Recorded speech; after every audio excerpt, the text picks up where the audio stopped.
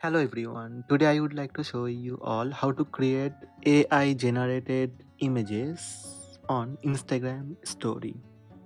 Let's have a look. First, open Instagram app on your smartphone. Now you need to create a new story. Tap plus sign from bottom menu, or you can tap blue plus sign on top right. Tap story.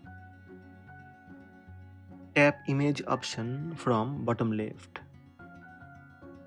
Here on the top you will see a new option, AI images. Tap on it.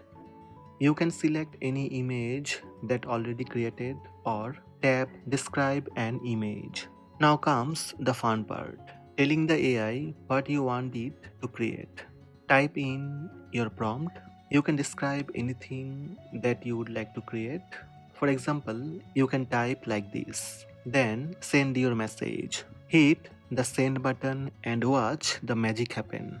AI generated image created. Select one and you can add music. Then tap share button. That's it. These are the steps to create AI generated images on Instagram story. Hope this video helped you. Please subscribe my channel by tap subscribe button. Also tap the bell icon to receive notifications about all new videos.